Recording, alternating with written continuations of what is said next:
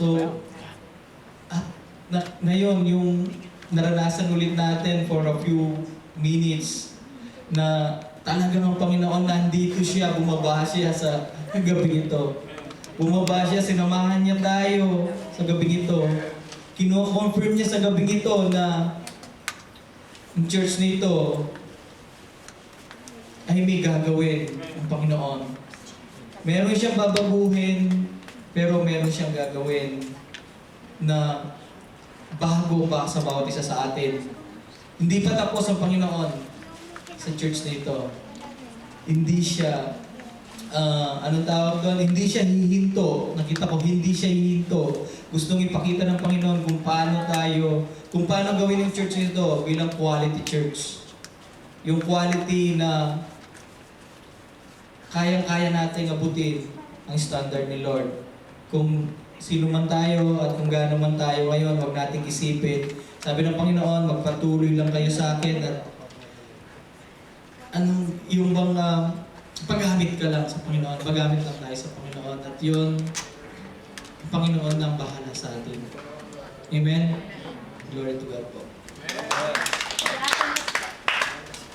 Si ate po, si ate.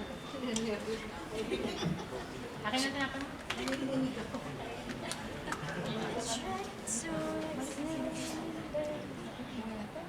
Actually po, kagabi pa ako confused. Kasi po nagkaroon kami ng Holy Spirit. Pero kasi siyang vision na pinakita sa akin. There is a fire, tapos ang dark po. Robe na dark. Tapos sabong nagkakantahan kami, I know na yung Holy Spirit, nararamdaman na ng bawat isa. Pero nung nag-start na lahat, nagkakantahan, nagtatans, iba po yung dating sa akin. Noise. Noise po yung dating ng kanta nila. Yung lahat po noise. Parang gusto kong sumigaw, tumigil kayo. Kasi hindi ko naramdaman ko na nawala. Pero dinala niya ako, itinaas niya ako nung gabi. Tapos habang nararamdaman kong noise po yung naan ko kagabi, yung dark, nawawala po yung fire. Nawawala po talaga yung fire. Hanggang sa wala na po ako makita, darkness na lang. Tapos noise, tinataas niya po yung level ko, tinataas niya po yung position ko para hindi noise ang marinig ko, kundi yung him po. Tapos sabi ko, Lord, anong ibig sabihin? Hindi ko po siya naintindihan kagabi. Tapos kung kanina po, nag-worship na po kami, doon niya ni-reveal na talagang kailangan niya yung true worshiper po. Kasi po ang dating minsan ng mga papuri natin, ng worship po natin, noise po. Yung puso po natin, buksan po natin. Katulad po, ngayon po nakita ko na, yun din po nakikita nila. Next level na po, yung pag-worship natin, yung galing po sa puso, at ang tanging Panginoon lang po talaga ang i-worship natin. Kasi po hindi tayo makakapanig. Hindi po natin siya mararamdaman. Dahil kung minsan, hindi po siya ang napupurihan natin, yung sarili po natin. Hindi po siya ang naitataas natin, yung sarili din po natin. At para po manatili yung fire na nandito na po sa atin, balik po natin yung pagmamahal. Kung noong una, paano natin siya in-accept, hanggang ngayon po, mas dapat na po papag-alabin yung faith na ibinigay, na ipinagkaloob niya po sa atin. Glory to God.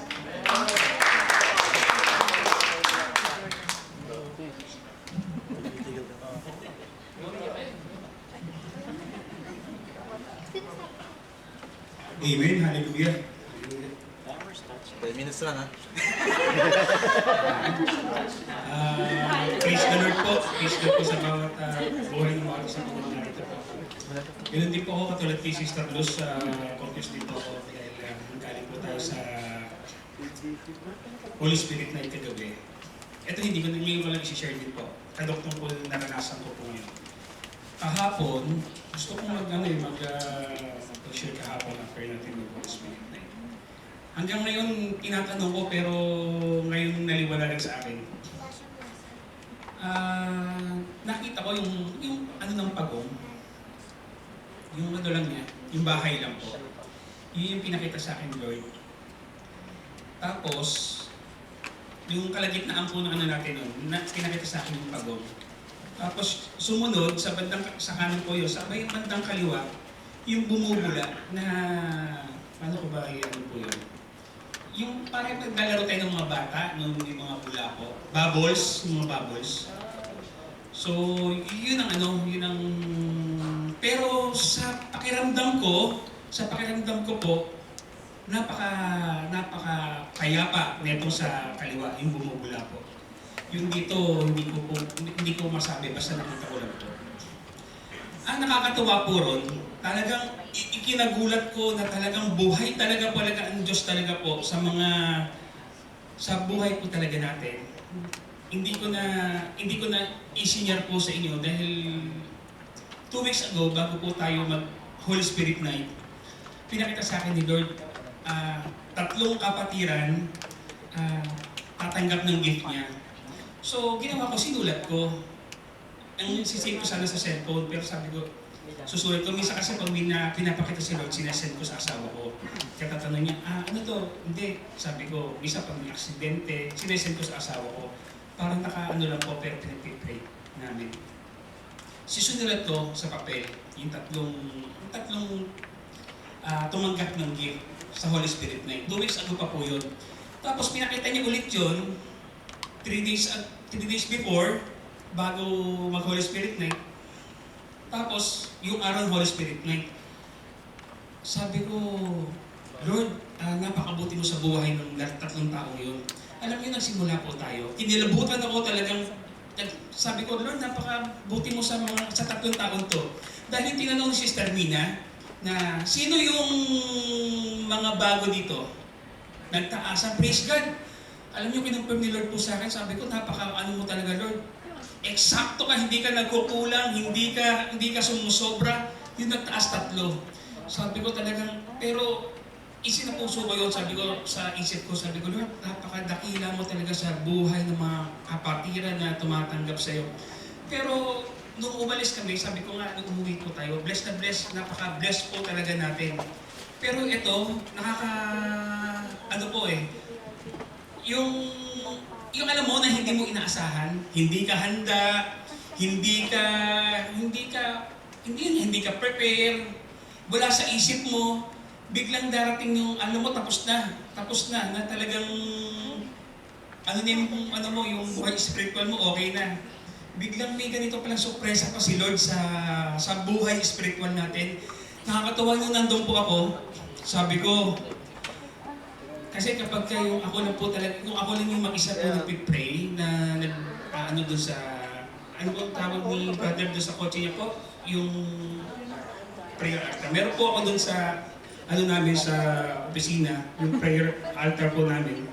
Doon po lagi ako. Nabibless ako lagi doon. Pagpasok ko lang ng pintuan, nabibless na ako. Hindi pa lang ako magsalita. Pero kapag meron akong sa isip o nagawang hindi maganda, automatic yung nararamdaman ko, teka, meron kulang sa akin.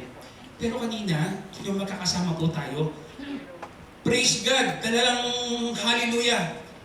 Hindi ko na kailangan niya i-kondisyon pa yung sarili ko. Talagang kumilos, Lord, gusto kong pumunta po rito talagang napakabuti ng Panginoon. Sabi ko, yung nararanasan, siguro alam po natin yung mga na-high po tayo sa ni Lord, yung sa presensya niya, sa pagmamahal niya. Minsan kapag kayo dumarating yung mga pagkukulang, yung mga natin na yung katulad po nito, alam natin pagkulang tayo, pagka alam natin ba't hindi ko naabot yung parang ang hirap, hindi natin maabot yun. Pero kanina sabi ko, confirm talaga na napaka tamang para sa akin pong opinion na naranasan ko sa Panginoon. Napakasarap po yung nasisimula ka sa taas. Hallelujah. Doon mo mararanasan kagad yung lalo na yung puso mo, ano yung pagkukulang mo. Sabi ko nga, magsalita ka lang, simula mo lang sa Abba Father, Abba Halalakadala. So tuloy-tuloy na talagang yung puso mo, talagang ano yung kulang mo, yung kulang na sabi ko kanina, akala ko blessed na ako, pero napakabuti ni Lord, mas binless pa tayo. Sabi ko kanina, sumabog po talaga ang ano ng Panginoon po ito sa ano po natin. Yung asawa ko, ngumiti na. Amen. So, maraming salamat po sa buhay po ng mga kapatiran na ginamit po ng ating Panginoon po dito po. Hallelujah. Glory to God. Isa lang po kahapon. Sobra, 10 minutes. Kasi, hindi po nung, di ba po, naramdaman naman natin na naramdaman natin yung presensya ng lahat. Nung pinakita niya po talaga sa akin, open heaven po. Tapos yung flowing, yung living water, na lahat po tayo nababasa. Ang sarap po ng pakiramdam na alam ko, naramdaman po natin at na-receive po natin yung overflowing ng living water. You know? Amen. Praise the Lord. Closing prayer na. Anyway, praise the Lord. Alam naman natin na this past few weeks, may pinagdadaanan ng church. Ako personally, may pinagdadaanan at most of you know na nangyari sa akin. Nag-undergo ako ng surgery para gumaling, pero it end up times 10 pa yata yung nangyari problema sa surgery ko. I would not pahabain pa yun. Pero personally, may pinagdadaanan ako. Tapos yung church, alam natin yung nangyayari. This week was one of my lowest days. Bakit? Usually may BS gabi-gabi. Walang BS. And then kahapon, sabi ko, Lord, ano nangyayari? Alam ni Brother Ryan yan, inang Christian. Sabi ko, Lord, ano nangyayari? Ba't ganun? Ako personally down, bakit ito pa nangyayari rin ito? And then, kagabi, nung tawag ito, nung Holy Spirit night, praise the Lord. Sumasagot ang Diyos.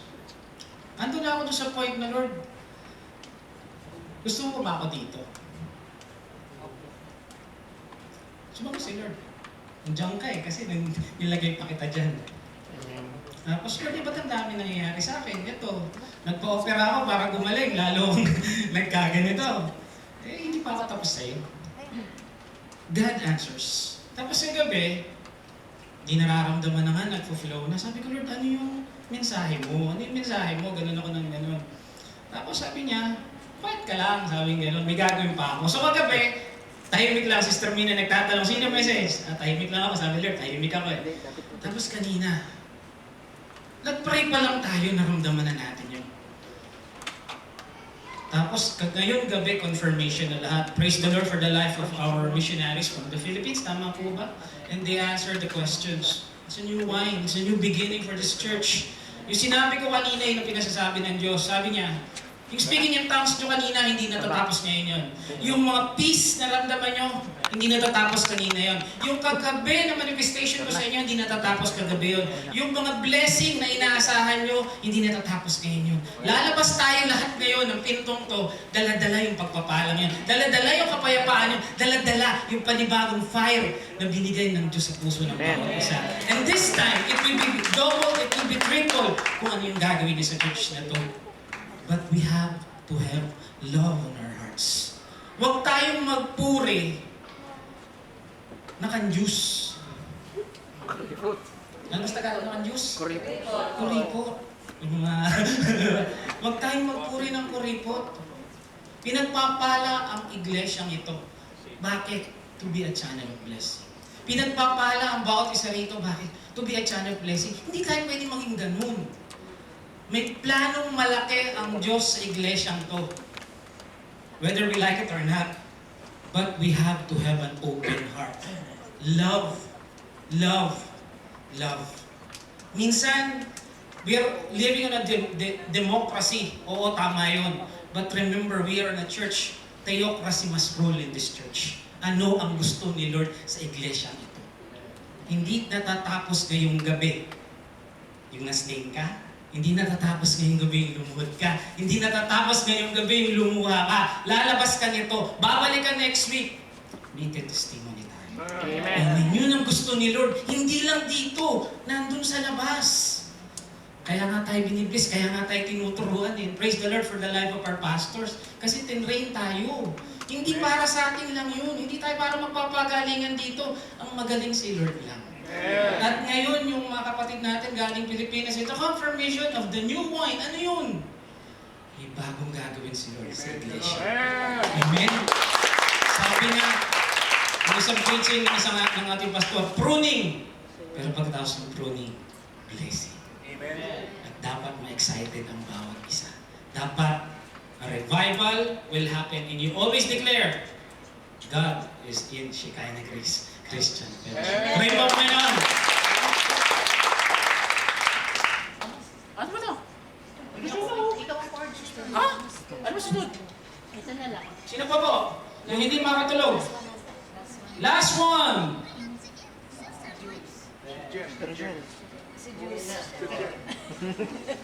Pag hindi kayo nakatulog, Ayan ako, Sister Jen. Si. uy! Oo. Ay, si Jules daw? Ay, si Jules daw? Oh.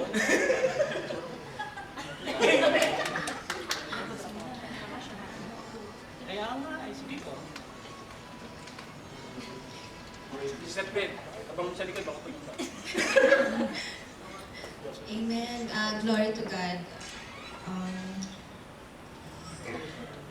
Sa akin po parang sobrang hirap po talagang magpuri dahil hindi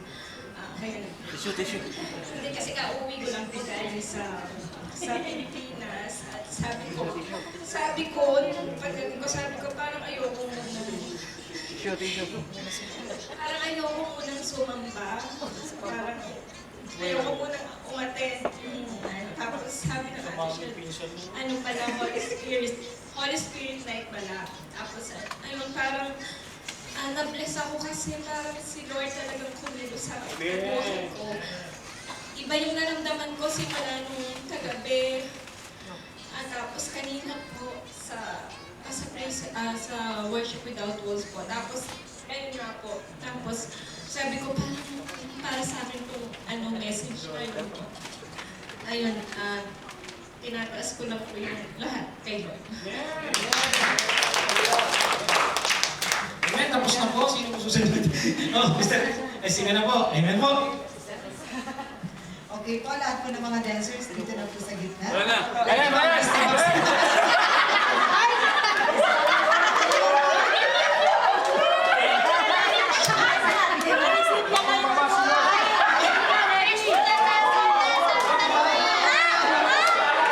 Celebration agad!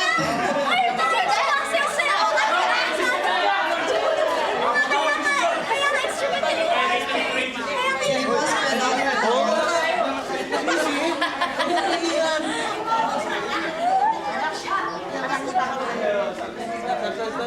bigla ng konti yung mga dancers. Saan yung mga dancers?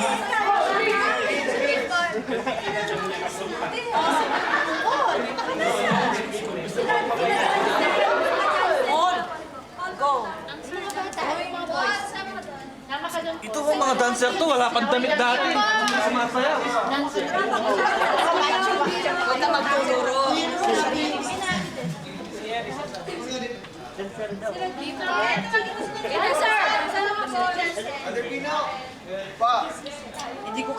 Warm up muna kayo, ha? Ay, nalis pala.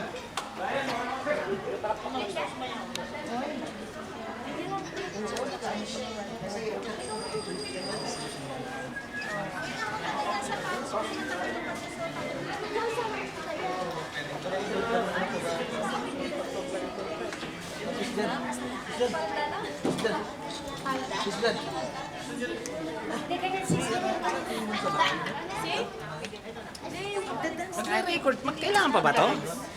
Papatay ko lang.